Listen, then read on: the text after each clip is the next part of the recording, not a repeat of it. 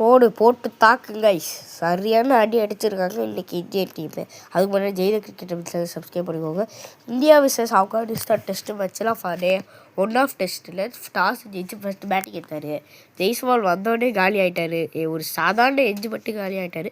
அதுக்கப்புறம் நம்ம ரோல்ஸ் ராகுல் எவ்வளோ வருஷம் ஆனாலும் கேஎல் தான் சரியான 61 ஸ்ட்ரைக் ரேட்டில் தான் ஆடினார். இது T20 கேமில் டெஸ்ட் கேம் இருந்தாலும் செஞ்சுரி ஸ்கோர் பண்ணியிருக்காரு. 11th டெஸ்ட் செஞ்சுரின்னு நினைக்கிறேன். ஆமாம், 11th டெஸ்ட் செஞ்சுரி தான். அடுத்து வந்துட்டு நம்ம சாய் சுதர்சன். த கன்சிஸ்டன்சி என்னை எடுக்க மாட்டேன்னு சொன்னீங்க. 81 ப்ரூஃப் பண்ணிட்டாரு. ஏன்னா தேவதத் படிக்கலுக்கும் இவருக்கும் சரியான காம்படிஷன் இருக்குது. பட் அவன் பிரின்ஸ், அவன் இந்தியன் கேப்டன் இஸ் ப்ரூவிங்.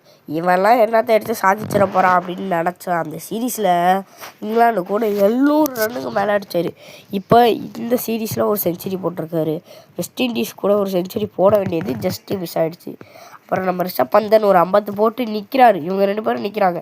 டே முடிவில் ஸ்டப்ஸு வந்து 84 ஓவர்ஸ் முடிஞ்சிச்சு. 130 கைஸ் 85 ஓவர்ஸ் முடிஞ்சிச்சு. 368 ஃபார் 3 விக்கெட்ஸ் எழுந்திருக்காங்க இந்தியா டீமு.